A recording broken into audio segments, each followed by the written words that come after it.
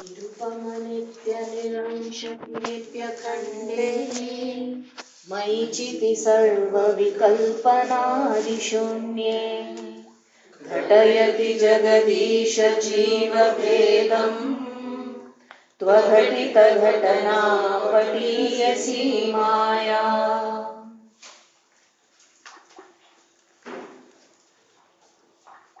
This Maya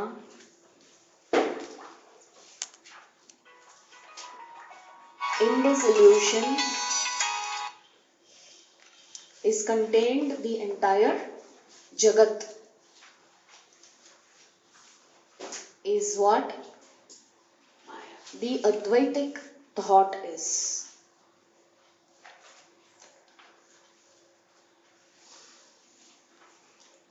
In this illusion, and why is it called an illusion? Because this entire Jagat, it is established in the Shastras, is a mere appearance. There is no reality to it. Though we all experience it, we cannot call it real. Why? Because it is constantly changing. And if we say something is real, then that should be available to us at every period of time, every place, and it should be changeless. Therefore, many people have concluded that change is the permanent thing. Many people say this, and often we also very easily quote this: for change is life, or whatever, this is the only permanent thing, the only constant is change.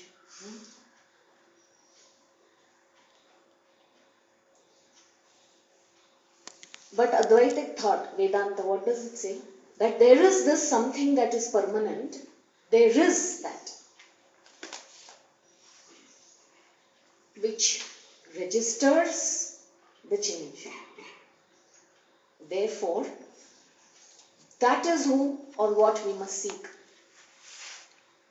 That in that permanent awareness, see, whenever there is a change, what is a change? That means there was a particular event that occurred.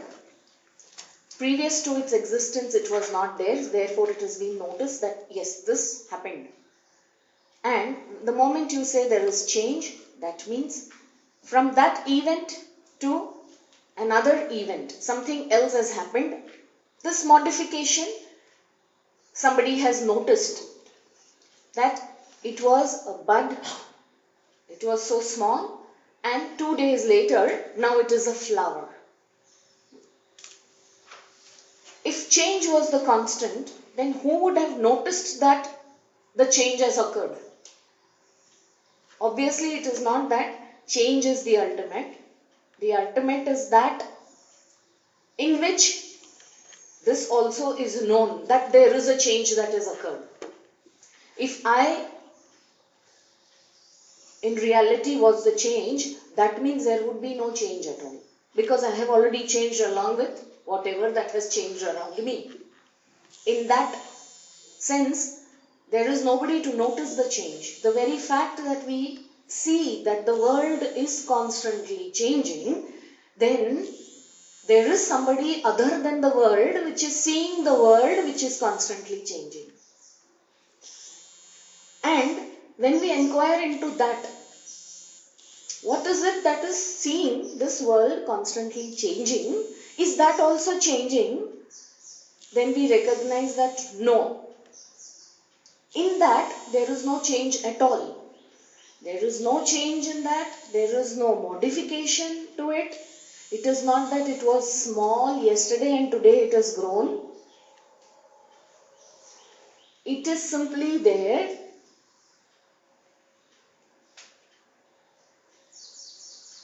And if you see, in it being there, there is simply awareness. There is simply that knowing that happens. Knowing is there. In awareness, can we say there is more awareness today and less awareness? Actually, you can never say that. Awareness of thoughts can be there, and thoughts can be many and thoughts can be less. Thought can be of the kind of knowing, thoughts can be of the kind of not knowing. But awareness is awareness. In awareness, you get to know how much you know and how much you don't know. But awareness itself is not, it is just there. So the whole Advaitic thought is to come to arrive at this truth, and this truth is who we are. That consciousness which is ever present, ever existent, because in that consciousness only all birth and death is also known. So that ever present existence, consciousness, bliss is my nature.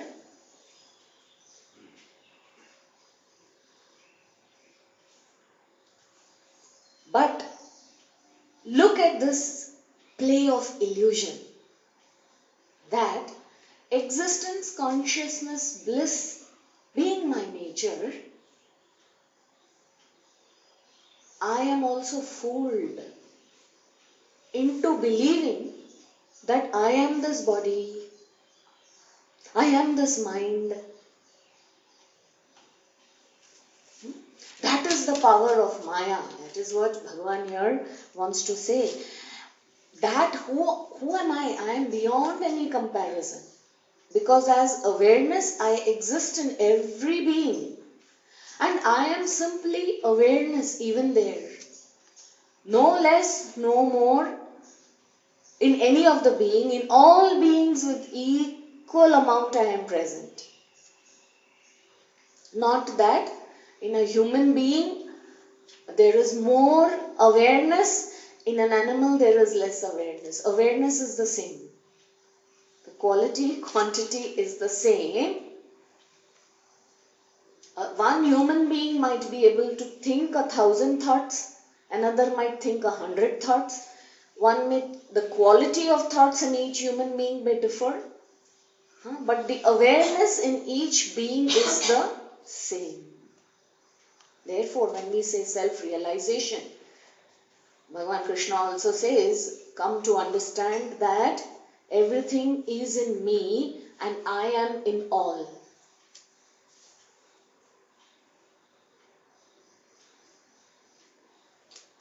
But look at this Maya, capable of making the impossible possible.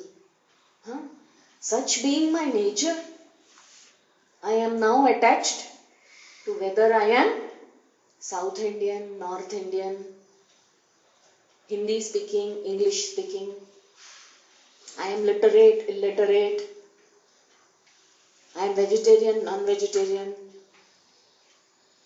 And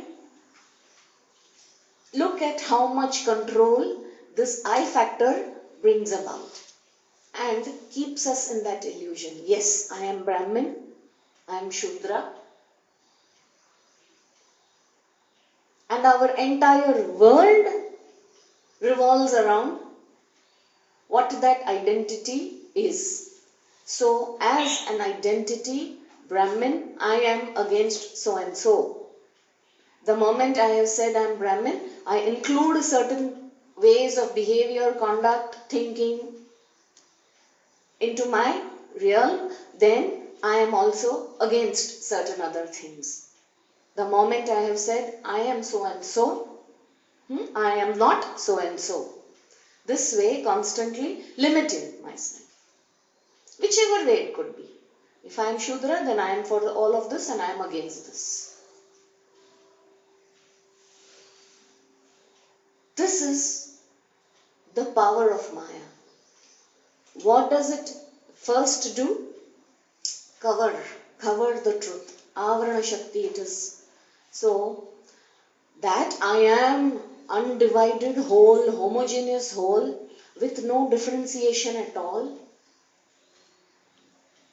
That truth being hidden from me, I only am enlivened in any being. I go and enliven the body which I occupy, and then begin to think, this is my home, this is who I am, this is my family, this is my territory, and then projections begin, and that creates this world around me versus the world. Therefore, differentiation between me, world and universe, and even Bhagavan for that matter, creator of the universe. So he says, the division created Jagadisha, Jiva and Ishvara Bhedam. Then I become a believer in God, or I say I am non-believer. Then I say, why should you work for God? Go and do some work in society. Then create divisions this way. One says, no, if I serve my God is as good as serving society. One says, no, let me serve myself first. And then make myself capable. Forget about the world and Ishvara. I am not responsible for them. So see, what has happened? Bheda Bhava has happened. I am Jiva, I am small, Ishvara is big, he is other than me. This Jagat, where does this Jagat exist? Oh, it is a constant conflict between me and the world. How I am misunderstood by the world. How nobody understands me in this world. Nobody listens to me in this world. You can't get anything out of this world. Having so many expectations from the world. I want the world to appreciate who I am. I want the world to applaud who I am. I want the world to recognize who I am and give me a medal. So this is the power, Maya Shakti. That what is not, you start believing that to be there and you believe that to be real. Now if you see the entire universe, where is it? Where does it exist? It exists in space, isn't it? There is a space as though which is allowing for the moon, the stars, all the suns, the planets, everything to exist. And we always count distances also between two planets and all, and this of space, okay. There is so much space in between. The moment you talk distance, you are bringing in space. This entire space is nothing but a thought, isn't it? It is a mental thought. It's a concept. Where does this mental thought exist? In awareness. The awareness has illumined one such thought, and in that thought exists space. In space, the entire Jagat. So where is this entire Jagat existing? In a mental thought.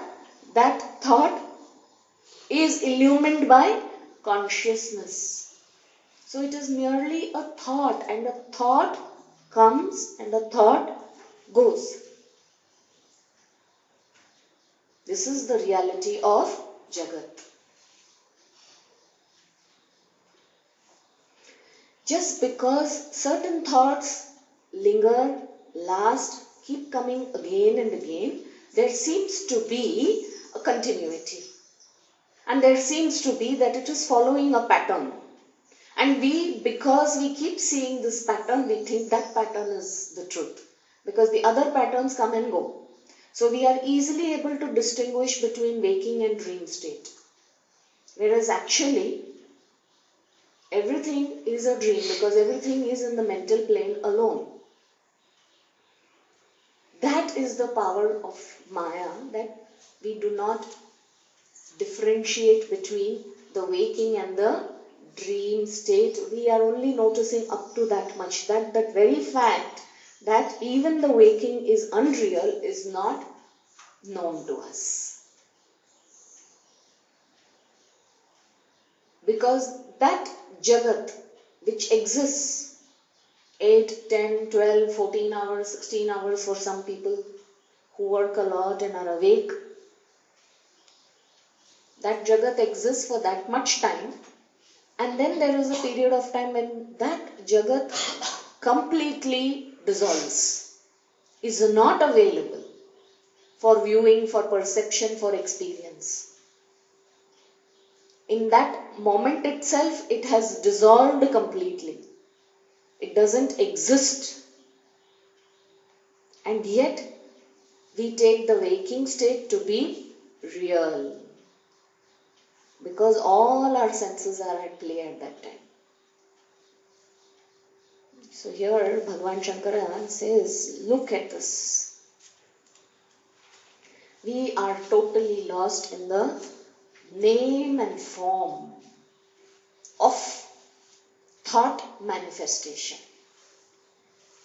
Every name and form in this universe is nothing but a manifestation of that thought.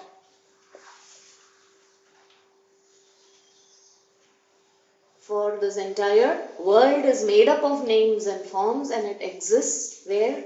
In the mental plane alone, in the thought alone. This is the primary teaching of Vedanta.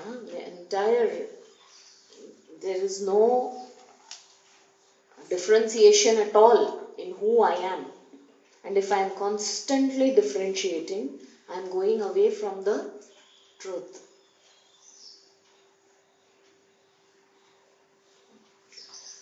Therefore, a lot of discipline also is expected from the students of Vedanta. That they apply this. If it is not applied and not experienced, the study of scriptures itself becomes invalid. It is of no use. If one keeps studying and then says, now I am a scholar of Vedanta and so I am qualified. This is my quality and this is my degree. So more and more I add these qualifications to who I am. I have gone away from the truth of who I really am. I am lost in this Maya.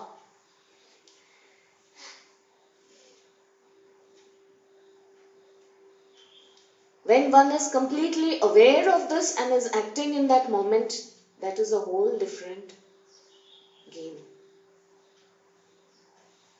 But not when one is ignorant of who one is. Then, and this is why we say the only revolution that is possible is when you have this knowledge with you and you have experienced this knowledge. The only change that can really happen is when we have shifted from this plane of existence through the intellect and the mind, and there is a whole shift. We come to recognize that we are that consciousness, and now we are functioning, we are acting in the world from that standpoint as being consciousness. Then when we act in the world, it is very, very different. Therefore, that is the only change and transformation that masters talk about. What really change that happens, that you have been able to change one government with another government, or you have been able to, bring in certain people in the council or cabinet ministry, and certain ways of functioning you have changed, and you will not see again, that will go and something else will come. This is what has been happening in history.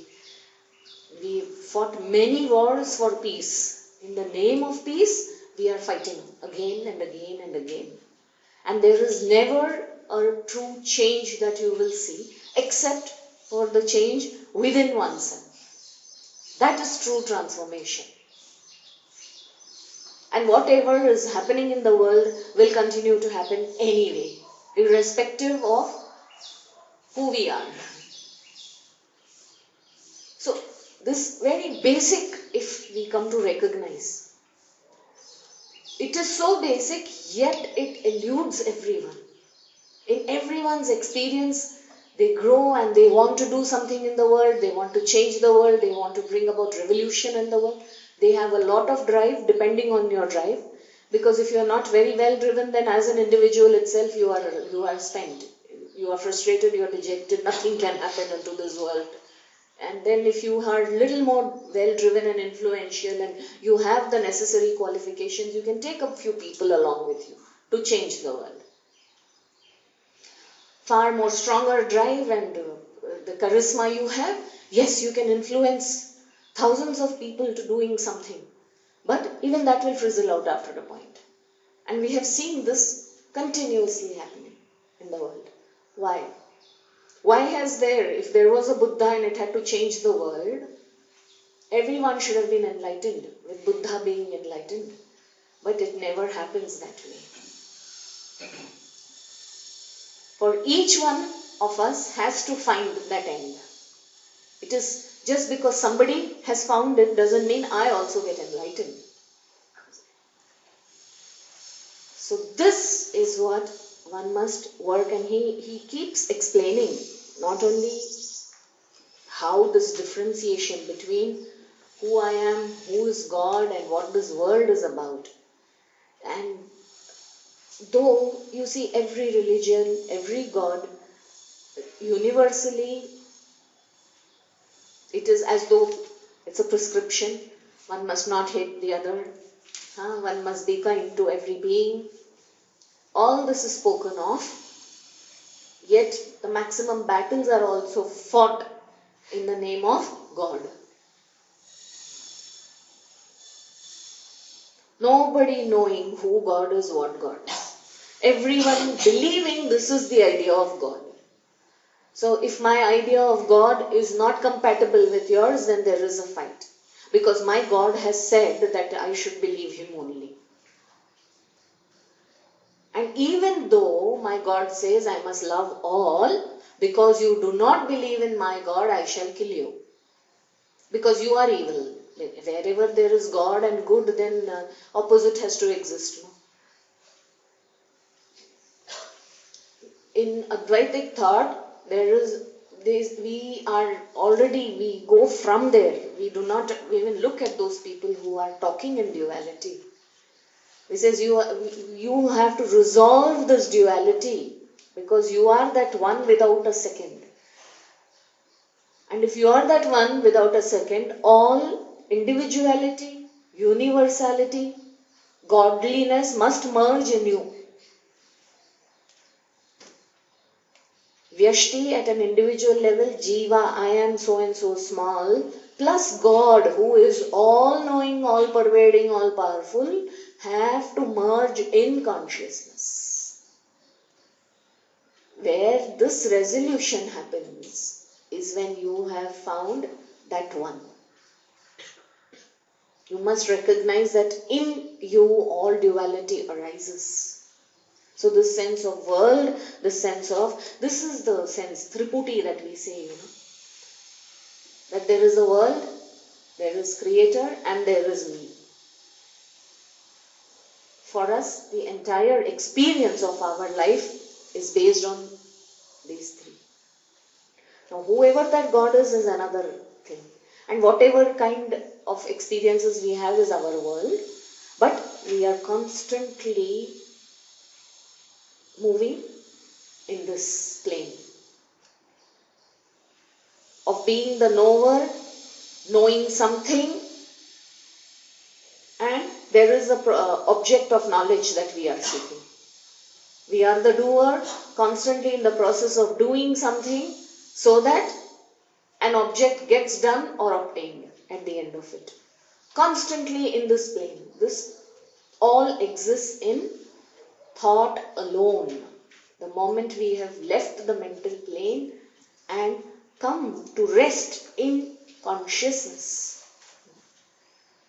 the whole perspective is very different. There is no longer my thought, his thought, my thinking, his thinking. No longer intelligent thought, dull thought. Everything is simply a thought. Nothing is more intelligent than the other. Nothing is more stupid than the other also. Whichever way you want to.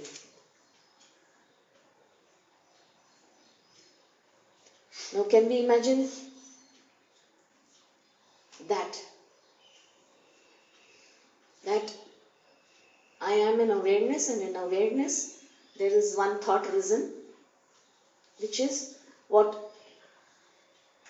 we in the world will consider negative or evil, that I have to kill. This thought has come. And as consciousness, what do you say? Okay, this is one thought that has risen. No, I have to create. I have to do good work for society. Such a thought has come. So, can you remain in consciousness and simply see that another thought has arisen? What happens? Immediate identification comes. I have to kill. This thought has come. I should not be like that. I have to create and do something wonderful in society. That's a very nice thought, and if that thought has come, Bhagavan only has given it to me, and I must strive now for this.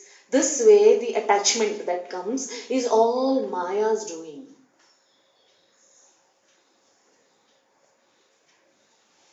This is very difficult for us to accept, isn't it? But the idea is to constantly remain as awareness alone. And simply watch how Maya weaves these webs. She is Trigunatmika with the gunas of Sattvic, Rajasic and Tamasic mix, one combined with the other, and entire creation, she makes it possible. We'll go on to the second verse. Shruti Shata Nigamanta Shodakanapi Ahahadnadi Nidarshanena Sadhyaha Kalushayati Chatushpadadya Vinnam Aghatita Ghatana Patiyasi Maya.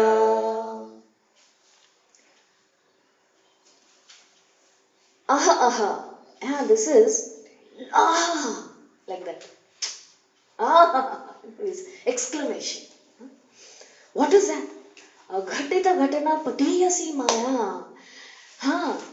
This Maya illusion, it's like a magic show. Look at what Shankara is like.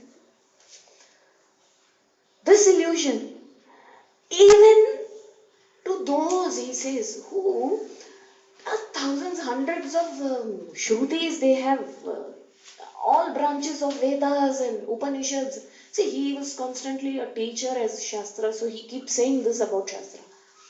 Not only the Vedas, whichever scriptural studies we have done, whichever religion, and whatever knowledge, how much ever bookish, you have studied, you have great degrees to your, as your qualification. He says, even those people are deluded. That is the power of Maya. All that knowledge cannot bring them humility and this understanding that I am consciousness alone. How does she do?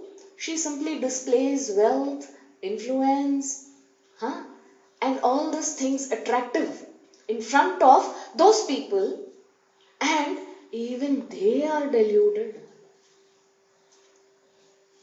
Now what about common man who has not even begun his inquiry into all this and doesn't know? Many of them who don't care. So, but then, these people who have studied the Shastras also get deluded. Deluded with what? Name, fame. Now I have started teaching Vedanta Shastra. So many students come. They're very interested. Till that time I am okay, I am consciousness. Then what happens? 10 students become 20 students, 100 students. somewhere along the line, I have to start functioning as the teacher. Then what happens? I am consciousness is slightly taken the back seat. I am this teacher, so and so. Then wherever I go, because from 10 students to 100 students are prostrating in front of me now. So then I am a teacher of so and so in this institute. So many students have studied under me. What am I rattling about? How I am consciousness? But then, what am I expressing and what I am getting deluded with? That if it was not for me, so many students wouldn't have come to recognize this truth. They would never have learned the Shastras. This is my duty, this is the role I have to play, and I take it up, and my responsibilities as a teacher are this and this. And then 10 years down the line, very famous, surrounded by thousands of students, so many ashrams opened everywhere. And now what has happened? Maya has engulfed me into what? Believing that I am that great teacher who is very, very well read and who can. This happens to everybody. Therefore, I've told you that story where there was this lady living very close by to a master, and she would keep asking him this, Master, have you controlled your mind? And he would keep quiet. He would never answer her. She would say, I have this question, and why is he not simply saying yes or no?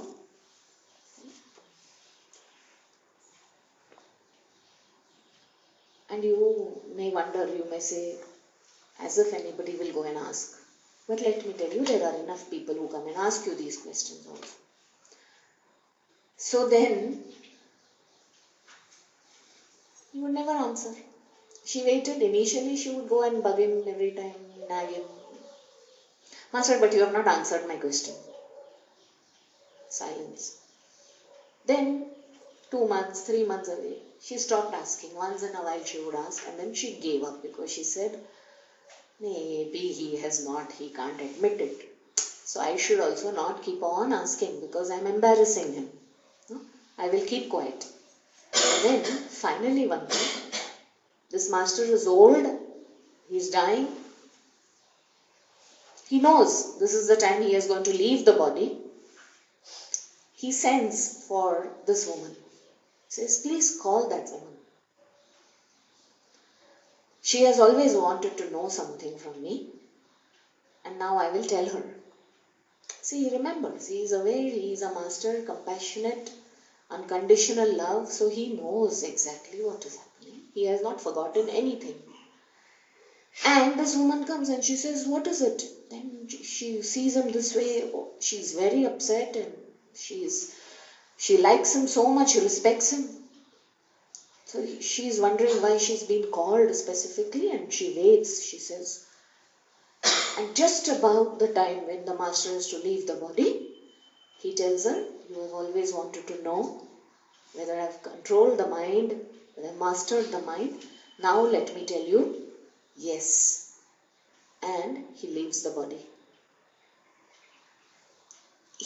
What has happened? Till that last minute, even he didn't want to claim that he had control over the mind. Though he had complete control.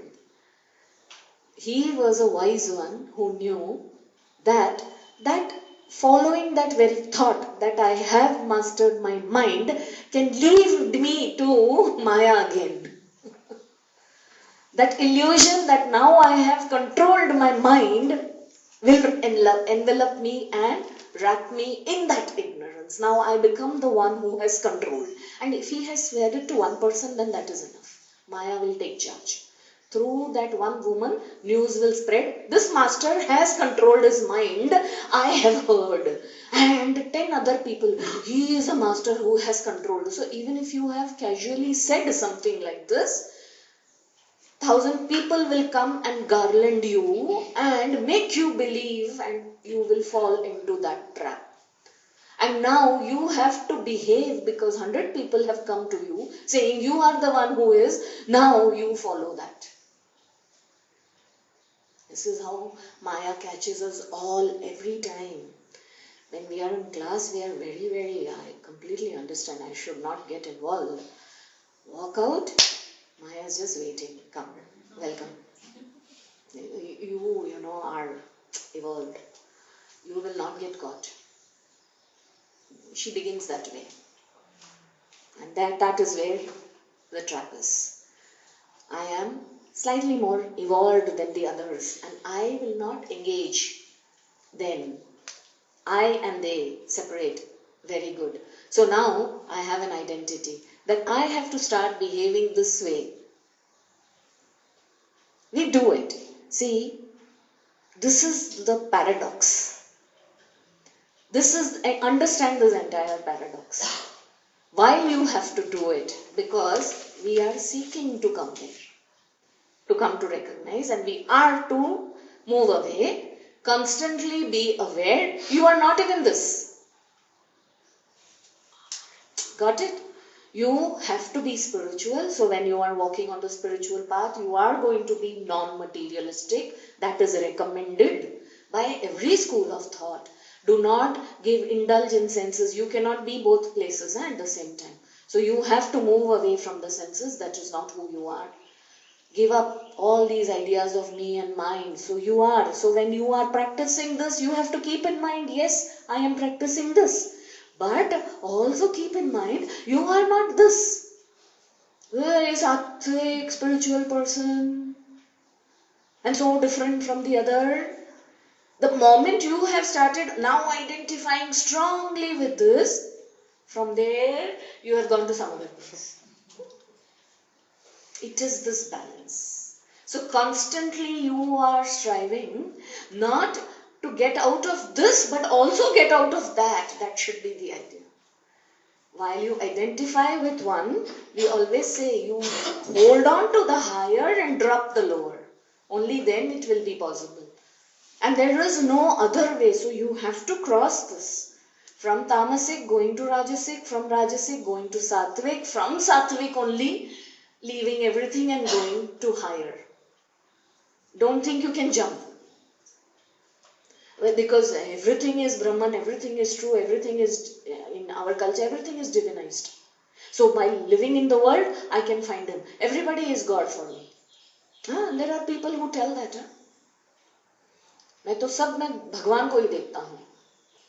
अच्छा, क्या चाहते हो? Then I want to become a neta, I want to become this, I want to become that. That means that ambition is not gone. That means you are giving so much reality to the world. In what way have you understood? That if you are that, you don't have to be a neta at all. The very fact that you are thinking and you having ambitions in this world shows that you have not seen God everywhere. You see? So while you know and you recognize He alone is there and you are told you must see Bhagavan everywhere, idea is to drop these ambitions, drop all this conditioning and these belief systems. And that path is what we say, very difficult. Because when we get caught up in another belief system, we are not aware. From one belief system to another, we keep deconditioning in one way and getting conditioned in another way.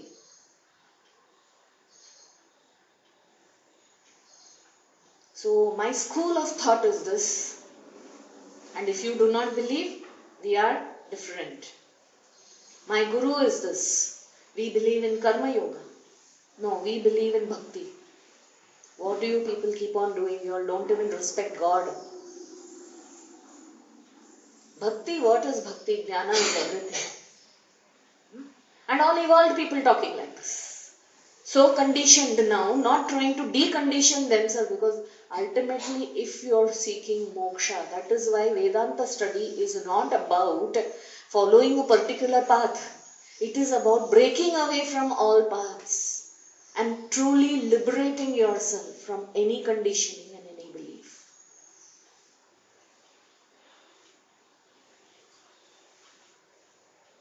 It is not about going to temple and doing certain rituals. It is not about following this particular meditative technique. It is not about chanting particular mantras. Whole Vedanta study is to come to recognize who you are, and once you recognize that, you are truly free from this web of Maya. And it is more a process of deconstruction, that is what we see. Deconstruction, demystifying, deconditioning, unconditioning that has to happen. With this knowledge that, the traces of ego has to go.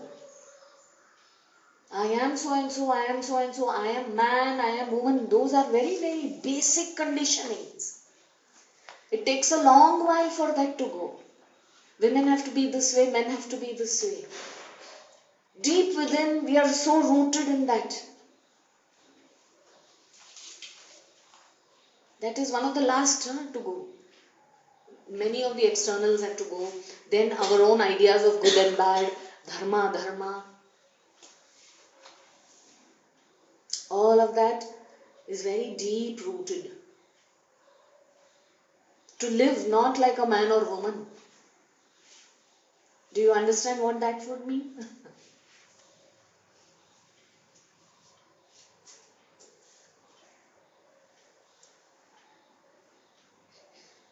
No, but we are this way. No, who has said it? That means that identification is so much that I am this way. You can never be one way.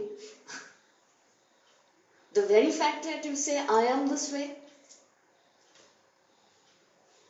you have conditioned yourself.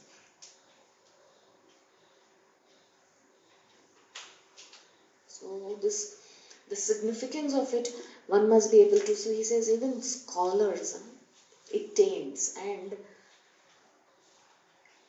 if scholars also get caught in this, that means the study of the Upanishads, the study of the Shastras is not complete. It is very much at the intellectual level of one. It has not entered, one has not practiced. If one has practiced it, then one lives it. After which, the Shastras itself say these books must be dropped into the ocean. Throw it. Gaudapadacharya says, throw the Shastras in the ocean. Once you have come to know that truth, that you must be living that. There is no question of reading and talking from it anymore. And literally it begins to leave you.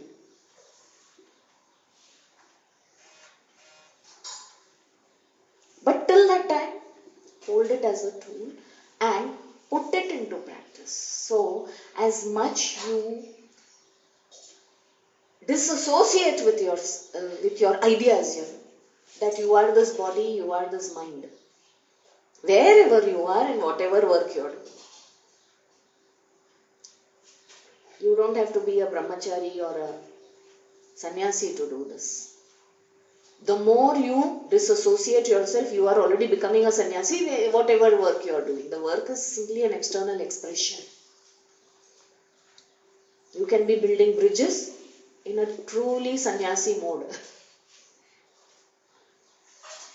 Now, this is something very difficult for most people to fathom.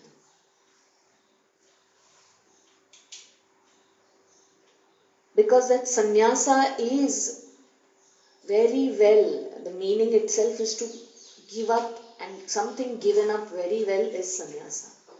And what has to be given up is this notion that you are body, you are this mind. You just work in that awareness, use this body, use this mind, use this intellect and do what needs to be done. But you are not that. That has to be very clear. Then we can say the Upanishads have entered us. Otherwise they will remain simply books, and such people also get very, very tempted and they are lost in temptation. They are lost, they have very badly enveloped and there is no way out.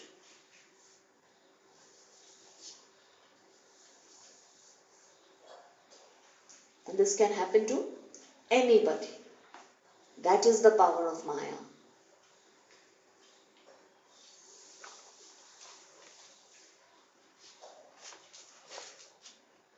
Shall we go on to the third?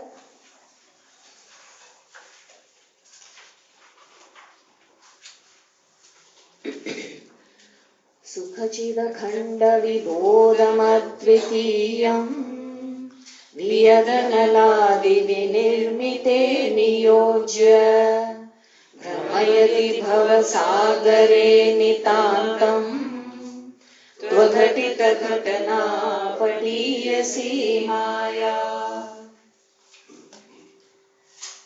This Maya, which is capable of making the impossible possible, it causes this Atman. How is this Atman? Sukha, Chita, bliss, awareness, Akhanda, undifferentiated. That itself, to identify, he says, with the construct of space, fire, etc., thereby relentlessly encircling it in the ocean of, this is the Bhavasagar, worldliness, Brahmayati. The moment Atman is there, Atman is who I am, how am I? Consciousness, bliss, undifferentiated. I am not different from the other.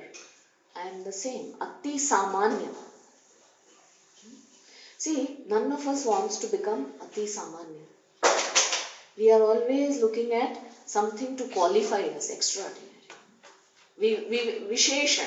In the world, that is why the world is diagonally opposite. That is how, see, it will sustain, Maya will sustain when constantly telling you, but you are different, you are unique, you are special. What is so special in you? You must find that. And you must express from there. Nobody likes ordinary people, isn't it, in the world? Very ordinary people, you don't even care for them. But this one is a gold medalist. That one came first. That nobody scores like that. This is Maya. Yeah. This one is a very ordinary person. He's been living his life very quiet, not even meeting people, not. Hey, तो क्या इसके बारे में क्या बता रहे? Any paper, has it ever written about such a person? If it is written, what will people ask? Oh, why are you telling me? Ati Samanya tha. I am Ati Samanya. But what happens? Maya makes me think I am special. I am so special. Why didn't I get that attention? Nobody is giving me attention. Nobody likes me. Nobody understands me. Nobody. Why should anybody understand you?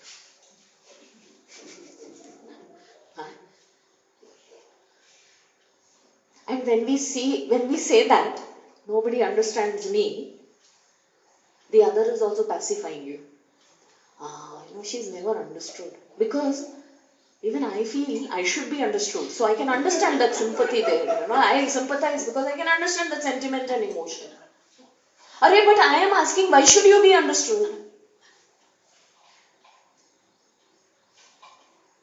Why? It has been that way without being understood. What does it matter?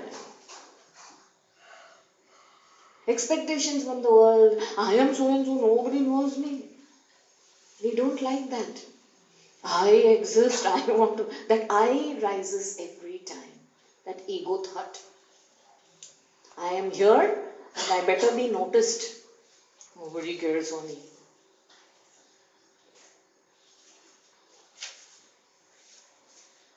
Constantly seeking that.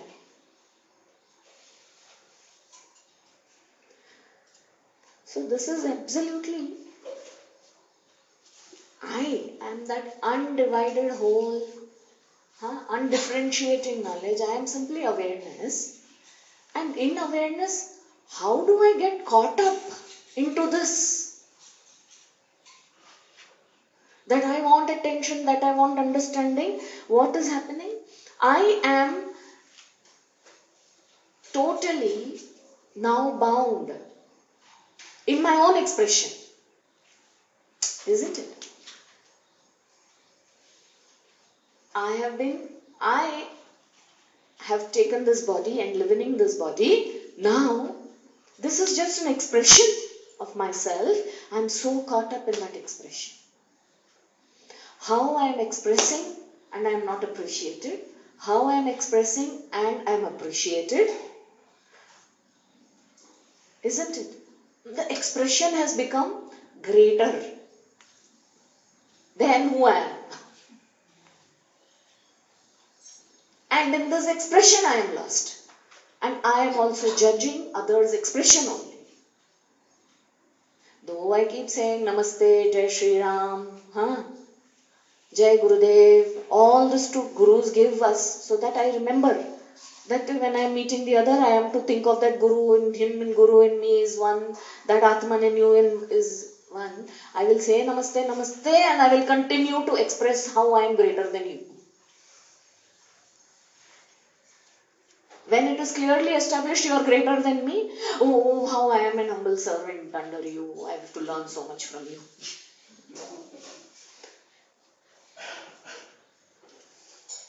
Because till that is not established, there is a war.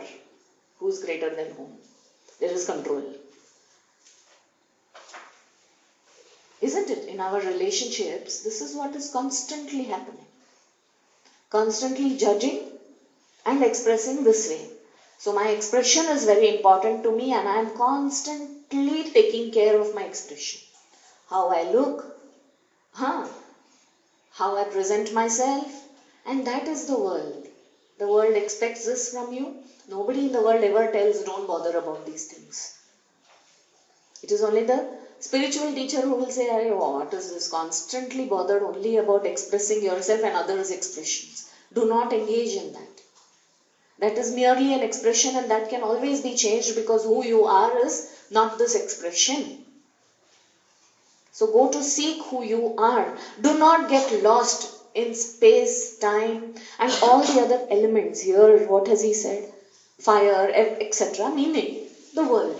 Because we say, the entire world is made up of these 5 great elements. Space, air, fire, water, earth. Anything and everything in the world constitutes of these 5 elements. So he's saying we are lost in this. And that is a mere expression. It is not who I am.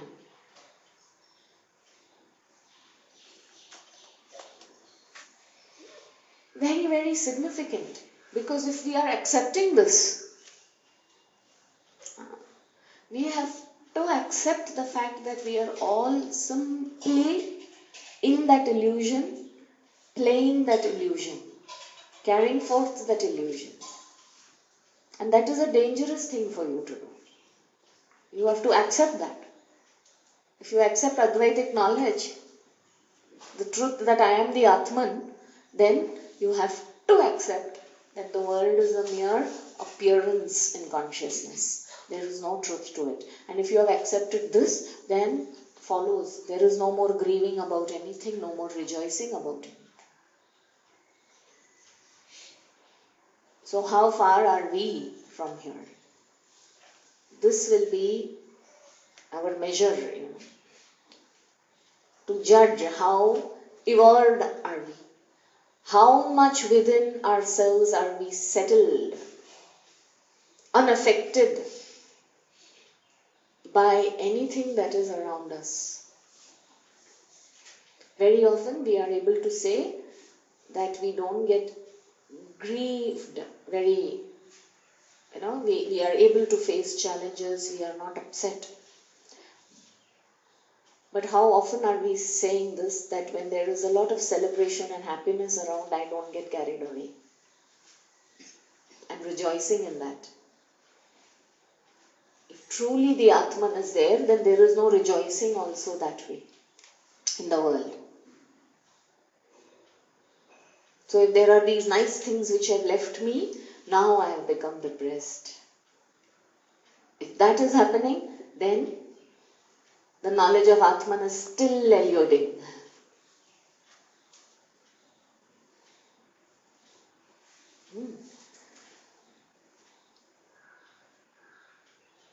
So this is why we say, easily we must not say that I am Atman, I am non-doer.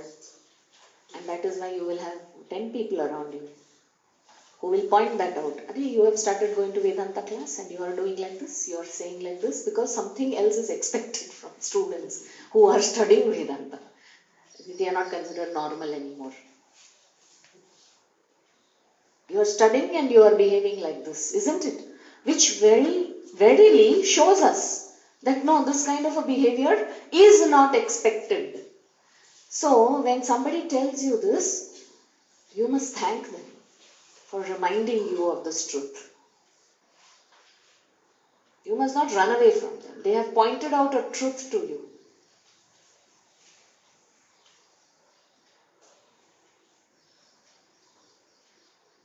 And these are your movers and shakers. You must invite them into your life.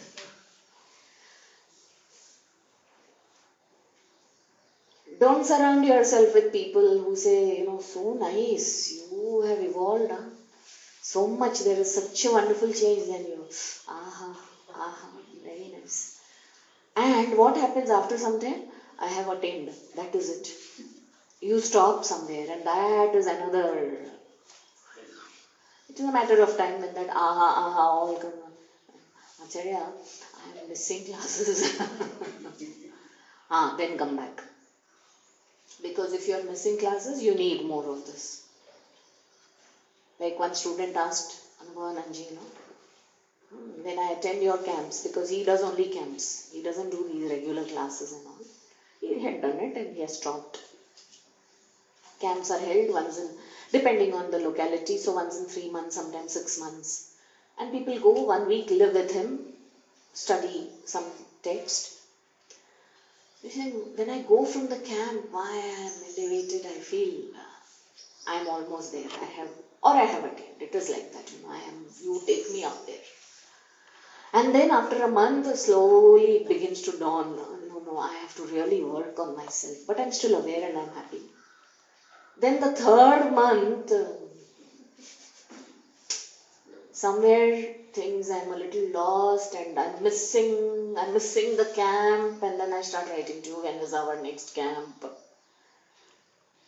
what should I do? How long will this go on?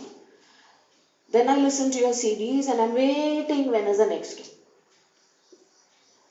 How long? Is there no end to this? So he said, did you have breakfast in the morning?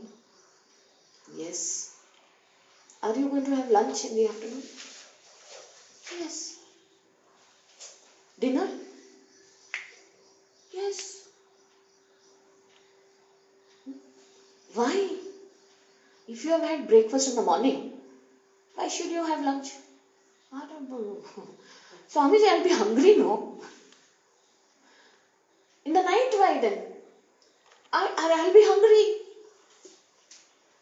So, when you're hungry, you will go to eat food and you will eat food. Yes. Whenever you're hungry, you're going and eating. You never ask. Right from childhood, I have been hungry and I have been eating. How many times only should I have my lunch and breakfast? Isn't it ever enough? I had lunch all these years. Can't I stop having lunch? Do you ever ask? When you're hungry, you have to eat. So you listen to it. What is your problem?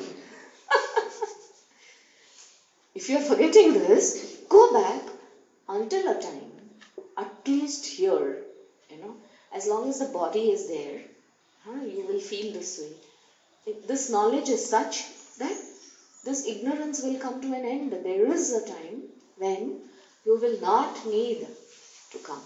Till then, you must come.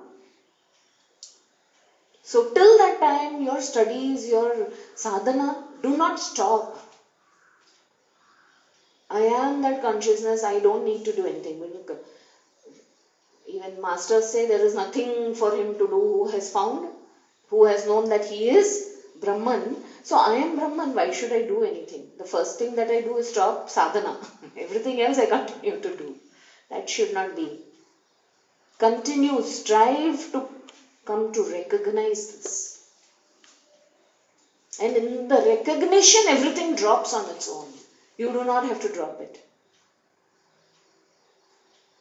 Don't be in a hurry to express yourself as Atman.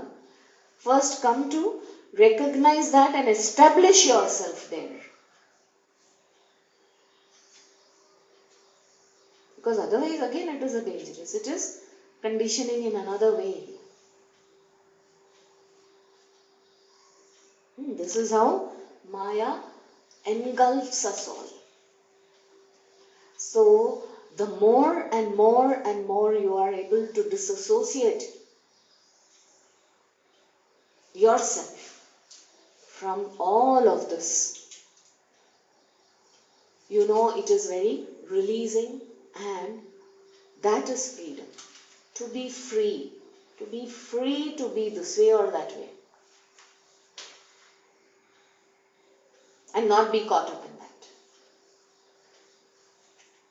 And for that one has to become desireless. The desire that only that let me be free should be the desire. Truly free.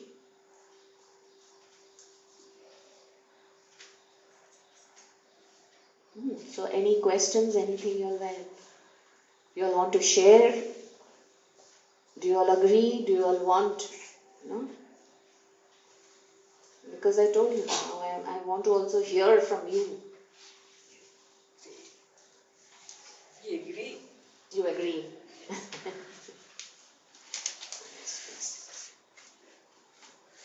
We agree somewhere. Otherwise we wouldn't be coming, week after week to attend class, It's a big thing. Because even if we do not agree completely, we think there is some truth to this. We can't deny that.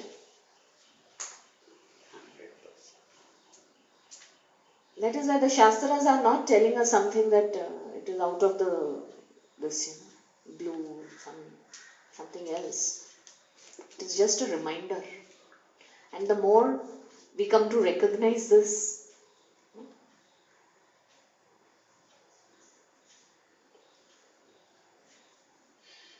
When I read the text, I am able to understand all the conceptual thoughts and everything else. The challenge is when you're trying to apply. For the last 2 years, I would say, the way I started approaching, be it on the job, be it on domestic issues and everything else, I'm able to see that I'm trying to implement my understanding. The problem is, the challenge is, like just we said, we don't want to be loose cannons, trying to communicate this knowledge in some very clear forms where people start noticing, saying that what are you trying to communicate. Be it in a job, when we are in a meeting, there are situations that you are put in where those are conflicting to the knowledge that we are trying to gain here and which we want to really genuinely implement without being noticed. So, for example, earlier I used to take things seriously because obviously when we are doing a job, you want to be the best. There's nothing wrong in being the best, but there's no reason to show that you're trying to demonstrate that you're being the best. Do it subtly so that you're satisfying your conscience, but not to be demonstrating to the outside world that you're trying to do the best. So I've started accepting criticism better. I've recognized the recognition also I accept, but at least I'm able to see that I don't get overawed by the recognition. I don't get too concerned by the criticism. So these are some of the things I'm able to see that those are the changes that I'm consciously trying to make. Very good. That equanimity is coming That up. equality. That state Equality. that you are there and these things are there and you're not getting You're not getting. So those are the things I'm able to see because I see at the end of it all, it's always Jagat, as you said, it's all a game. It's a good game, and the only thing is because we have a role, and when I am playing that role, for that moment I should forget all this because I have to perform that role as is expected because I'm doing a job. There's some expectation about delivering that. No, I'll tell you something. Don't say at that moment, let me forget this. No, not forget. But I have to do the job. For example, I have to scold a person because he's not delivering. That's what I'm trying to say. Because then he says, no, you should not be taking it too serious. You have to perform a role where that role demands you to do certain things. That you will do. And leave it there. Yes. Those are the momentary conflicts where we do not know whether that's the right way of doing it. And you watch that conflict. The idea is that for that conflict to resolve in you. That must be resolved. Whatever is that conflict that has risen. Where is this that I am Atman and I have to do this? Where is it not meeting? Resolve that conflict. And it must be. And for each one it is very different. That conflict is very different. Each one according to whatever we need to learn through this body, through our experiences. In fact, when this is resolved, is what we say the presence of Shiva. In Shiva, all duality is resolved. That is the Shiva Loka. It is not outside. When you say Shiva Loka Mavapnoti, I obtain Shiva Loka, is when there is absolute, I am in Samadhi. Samadhi, whatever is happening, the highs, the happiness, that Shiva is being lauded for who he is. Shiva is hated for who he is. Because nobody likes Shiva in the Rudra Rupa. But how is Shiva? So are you like this? Doing what needs to be done, and when there is praise coming your way, and when there is so much criticism and people hate you in your face,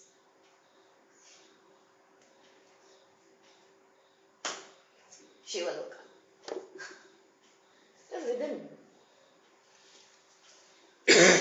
These spaces, these lokas are within us for us to obtain.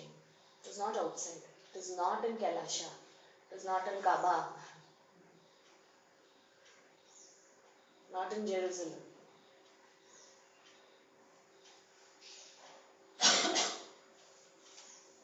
I wanted to say something, मतलब without, I'm not responsible or anything, पर मैं हमेशा सोचती थी कि बचपन में भी मैं हूँ, जवानी में भी मैं हूँ, अब इस बुढ़ापे में भी मैं हूँ, पर मैं वो नहीं जो मैं कल थी, और मैं वो नहीं जो मैं कल रहूंगी, पर ये सब में अगर तीनों में मैं थी तो मैं कौन हूँ?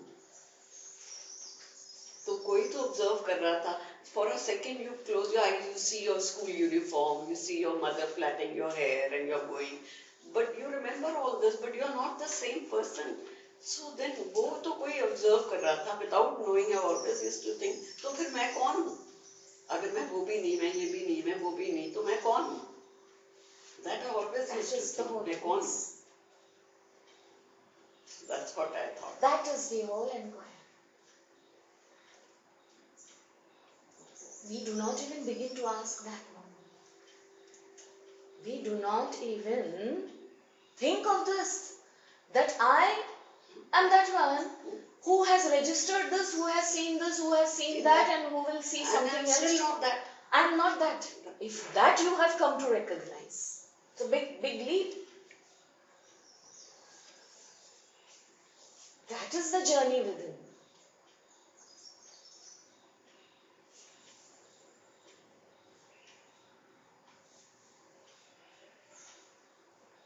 And so as is happening, as in any situation, are you able to see that? That sound is heard when somebody is speaking, okay? And then where are you hearing it? And where is that thought arising? Whatever thought, it is just one thought that is arisen. But what are we saying? She said this, and then I said that. We are lost there. Thought is arisen, and then there is an opposing thought. Where does it resolve? Any thought arises and it falls. Where is that happening? If we can begin to question this, then we are taking giant leaps on the path.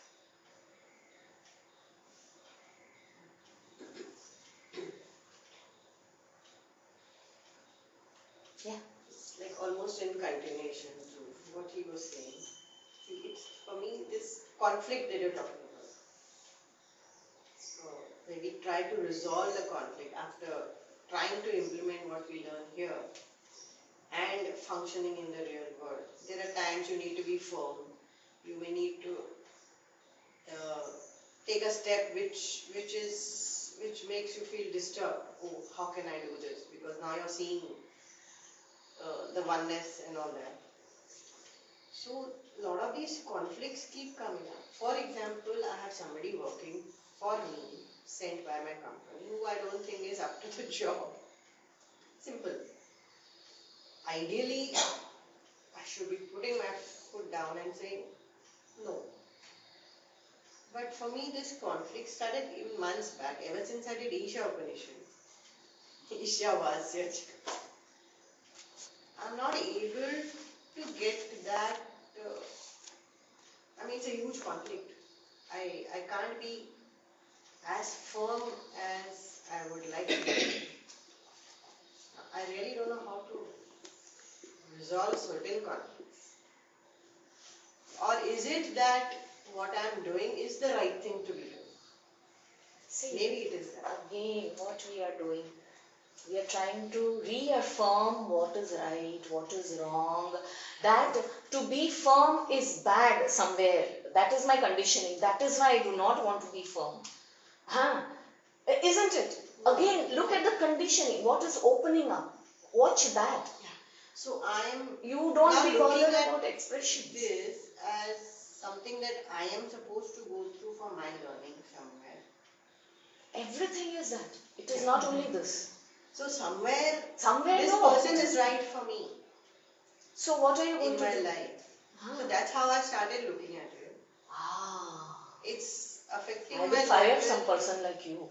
Because when I have employed somebody to be taking care of my business and he is interested that all whatever is happening in business is for my spiritual growth. So I have changed my stand. That's what, it's not resolved. So somewhere I'm changing my stand to guiding that person now. Training the person better. Focus has Understand. changed. See, you are again going into expressions only. I am doing this, I am doing that, what should I do? You are only bothered about the expression. What I am saying is, where did that conflict arise? You tell me about that conflict. What happened? It would be wrong to Idea of wrong and right is your conditioning. This is what you need to get out. That is what I am saying. See, we are caught up in that. What is right? You have been employed for a particular job. What's your role? Do that job. Isn't that the right thing to be done?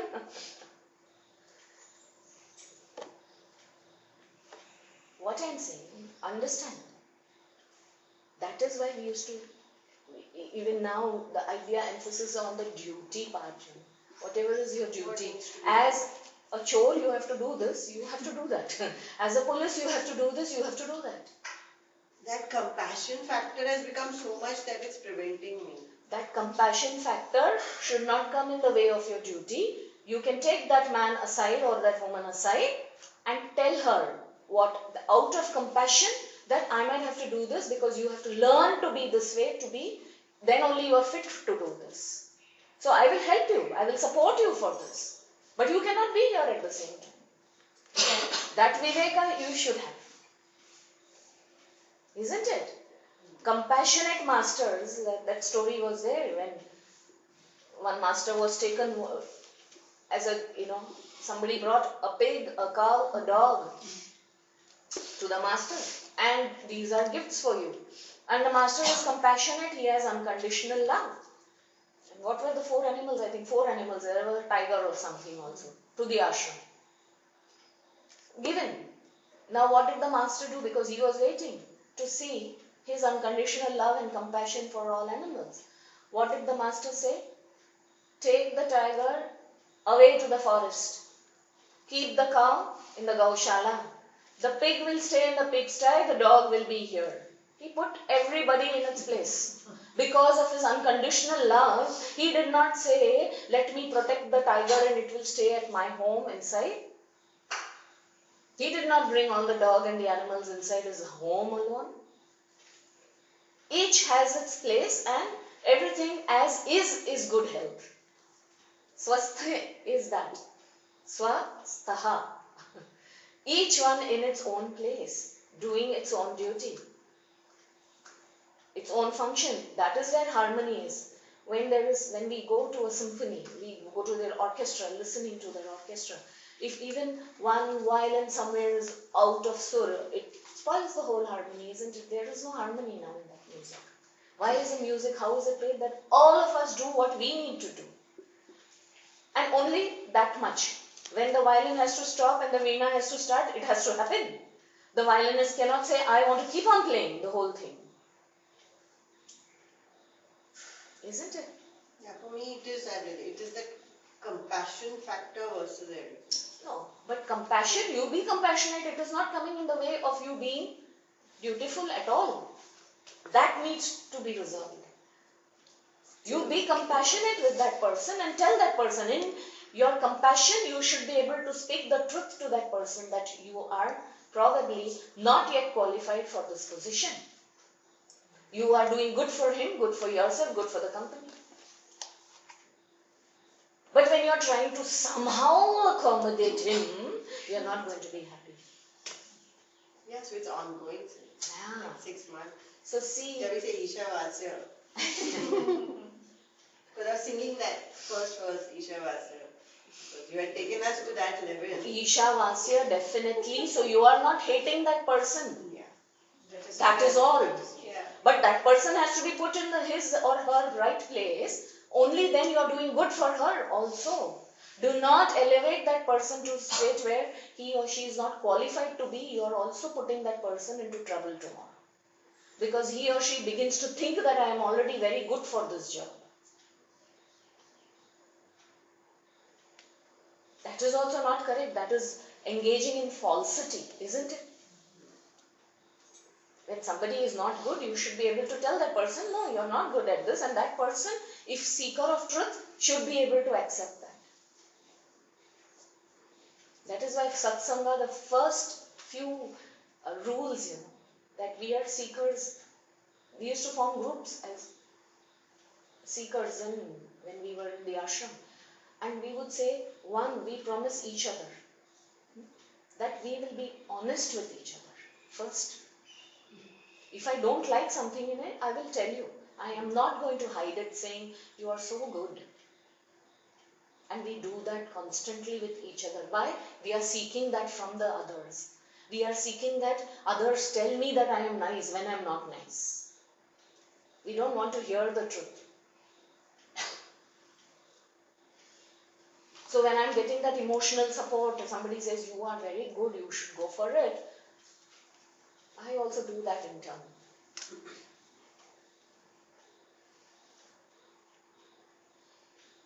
And that is not compassion.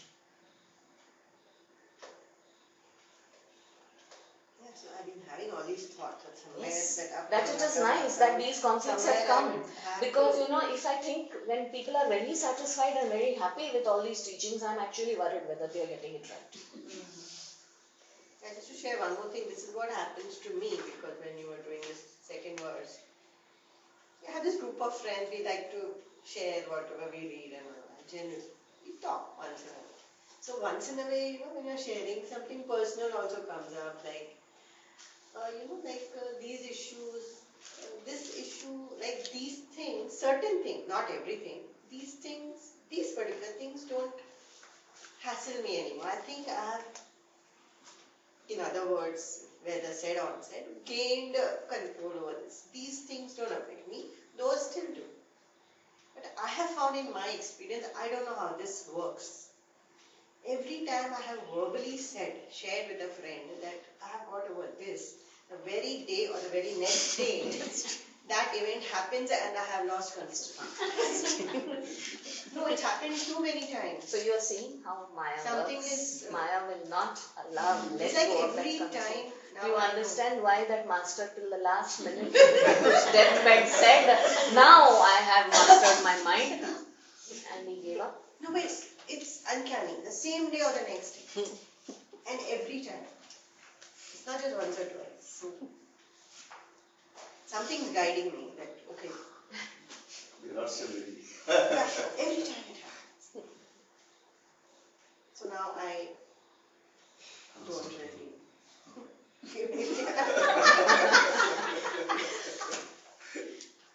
So something's guiding me, okay, maybe you're getting arrogant or, I don't know. It's not about arrogance. Again, it is, okay, how clear are you? Yeah. Until that complete clarity comes. It's uncanny. Every time.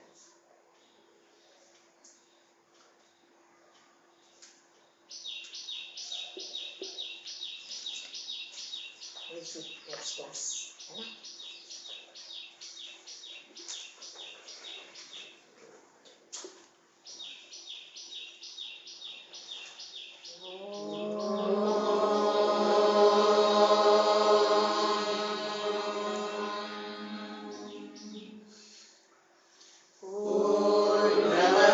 पूर्णमिदं पूर्णात् पूर्णमुदच्यते